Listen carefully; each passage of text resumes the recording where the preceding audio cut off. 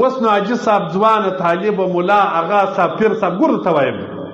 د ورځې ما او تا چې ورځ تېروو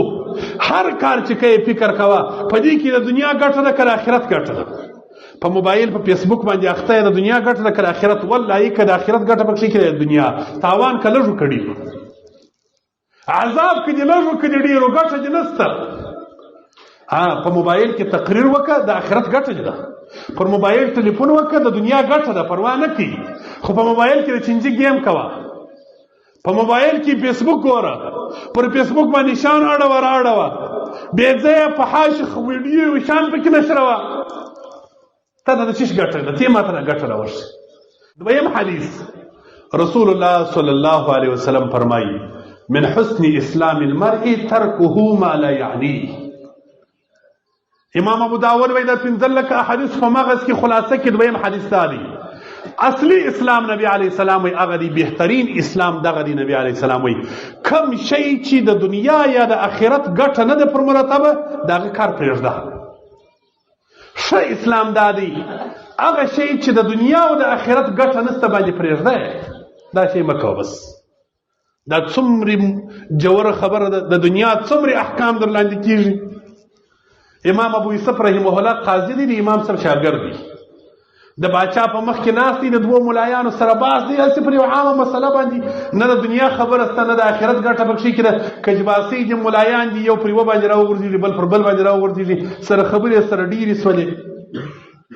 امام ابو یوسف صاحب مبارک ناست دی غږ نه کوي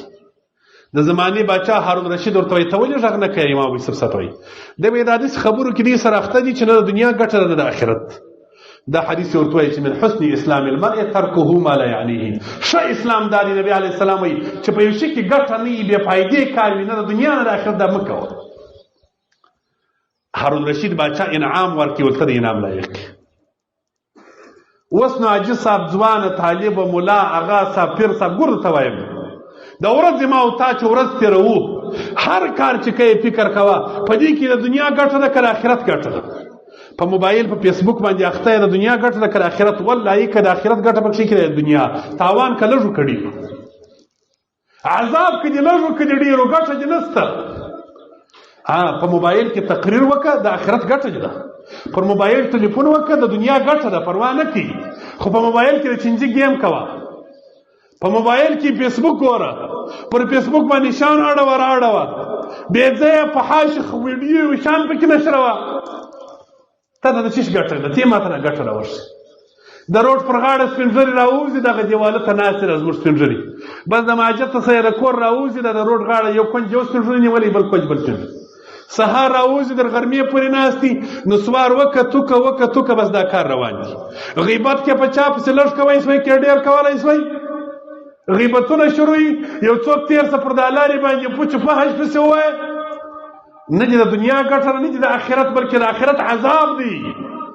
هر کار چې کوې ګوره یوه خبره واوره د ځانه سره یو خبره واوره هره خبره چې کوې هر کار چې کوې په دغه نیت یې وکړه چې د دې حساب زور کوم په ورځ د آخرت کې څه حساب ورکولی شم بس دا وایم زه چې کومې خبرې وس کوم تا ته زه د ځانه سره سوچ لرم چې ربه ستا په حضور کې د دې حساب زه در کوم الله زه د دې نیکه بدلې ته میدار یم چې الله به ماته اجر راکړي ځکه مسلمانانو ته د الله د دین خبره کوم ته چې خبره کوې فکر کوه 24 ساعته ستا سره پر دغه اوږو باندې دوې ملایکې در سره دي ستا نیکو ښو بد په یوه حال کې نه یو ورک چار ځای ولاړ سي په تا پسې لیکل کېږي د پاکستان د ایجنسۍ ځغلو چې استخبارات والا راپسې دي ایجنسۍ راپسې ده ځان محتاط کوو خلکو سره تعلق مه ساته په ټلیفون کې احتیاط کوه شپه خلکو ته مور کوه ایجنسۍ والا لار پسې راوړي دا د الله ایجنسۍ ده دا د رب ایجنسۍ پر دا اوږو در سره د استخبارات تر پسې دي ستا شوبت ټول پسې در لیکي انسانه ویښ اوسه بیداره اوسه دغه ایجنسۍ دي و هغه جیل ته وړي چې بیا ابدي جیل دی خلاصون نه لري چې دوژخ دی الله دې موږ ځینې وساتي د پاکستان په جیل کې یو ورځ مرګ شته د دې څخه خلاصېږو خو د الله د جیله بیا خلاصون نشته که د الله رحم نه و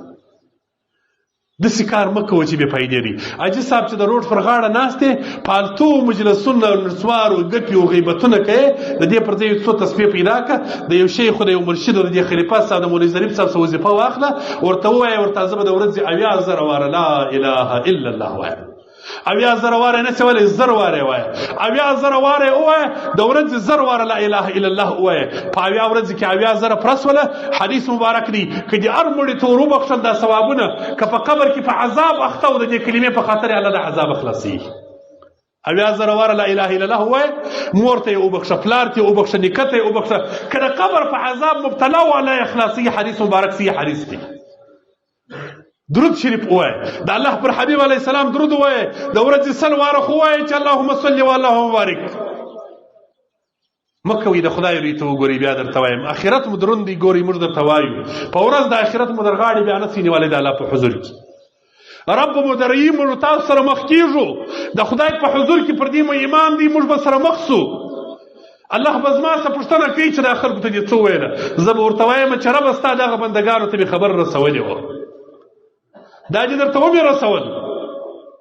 یوه مځکه نبي علیه السلام یوه لویشت مځکه کې دې لاندې کړل د مسلمان یوه لویشت مځکه په ورځ د آخرت 50,000 کاله ده دنیا د آدم علیه السلام تر دې دمه 50,000 کاله نه ده هغه 50,000 کاله ده 50,000 کاله به نبي علیه السلام وایي دغه سړي ته الله په آخرت کې کلنګو بیلچه ورکړي وایي ونیسه دا مځکه غاروه غاروه چې در مځکې د رابل کم وځې تاسو فکر وکړئ دلته کم سړی شته چې 100 ګزه څا کښلی چې زما په کار دی راځي دي ته 100 ګزه څا نسې کښلی در هغه بل تاترینه پورې بې غاره یې په دغه باخته یې چې غار دې کړل بیا به خلاص یې یا الله تعالی بیا په غاړه کې در اچي بیا به دې دا مځکه په غاړه کشېږي دوزخ ته به روان یې دا مه کوئ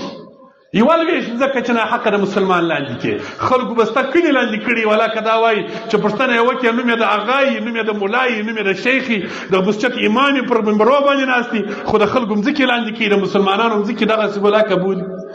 موږ دې الله وساتي زه تاسو ته وایم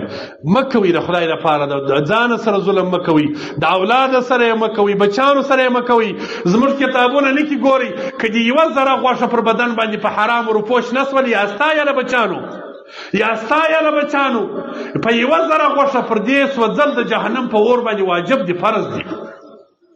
ته چې د ډوډۍ خورې دا خو ستا د بدن غوښه شنه کوي که نه شنه کوي اولاد تې ورکوې د اولاد غوښه دې در شنه کوي انډوال تې ورکوې د انډوال غوښه دې په شنه کېږي دا که دې په حرامو روپو ګټلې وې دغه روپۍ دا دې د دوزخ په اور الله در سوځي بله کم نه صفا کېږي دا د دنیا د اور تاب څوک لري غږ دې وکړي نو د آخرت اور ته سوچ وکړي فکر وکړي